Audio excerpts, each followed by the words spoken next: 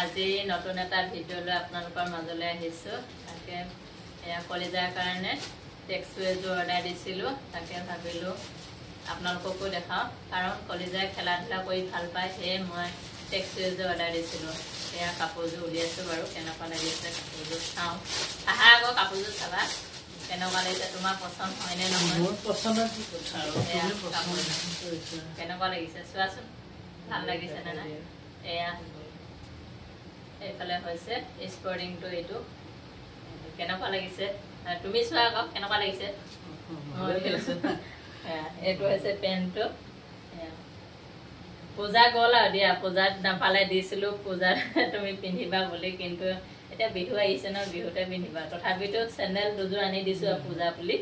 এয়া ভাল লাগিছে নে চাওঁ আকৌ, মোবাইলটো লৈ আহা। হাই, ভাল লাগিছে, সুন্দৰ সুন্দৰ, ভাল লাগিছে।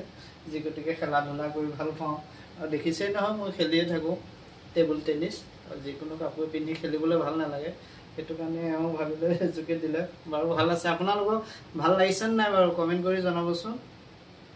আৰু চোলাটো যি গতিকে এইটো দেখিছেই নহয়, বাৰু মোৰ ভাল লাগিছে। যি গতিকে মৰমত কলিজাই লৈ দিছে, সেইটো কাৰণে ভাল লাগিছে। আপোনালোককো দেখালোঁ, ভাল লাগিছে নে কমেণ্ট এটা কৰি জনাব দেই সকলোৱে। এয়া মৰমত দিয়া বস্তু সদায় ভাল লাগে।